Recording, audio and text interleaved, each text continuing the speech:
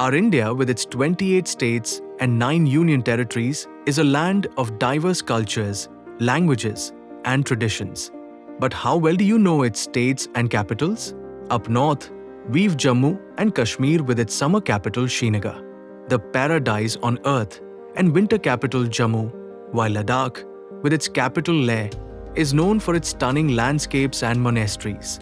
Shimla in Himachal Pradesh was once British India's summer capital, and Dehradun in Uttarakhand is a gateway to the Himalayas. Punjab and Haryana share Chandigarh as their capital, while Uttar Pradesh, India's most populous state, has Lucknow, known for its culture and cuisine.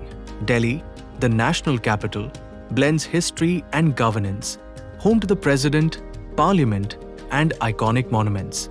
Jaipur, Rajasthan's pink city, Gandhinagar in Gujarat, and Mumbai, Maharashtra's financial capital, each shaping India's economy and culture. From Goa with its capital Panji to Kerala with Thiruvananthapuram, Karnataka with Bangalore, Tamil Nadu with Chennai, Telangana with Hyderabad, and Andhra Pradesh with Amravati. From Odisha with its capital Bhubaneswar to West Bengal with Kolkata, Bihar with Patna, and Jharkhand with Ranchi, each holds a unique place in the east. The northeast is magical.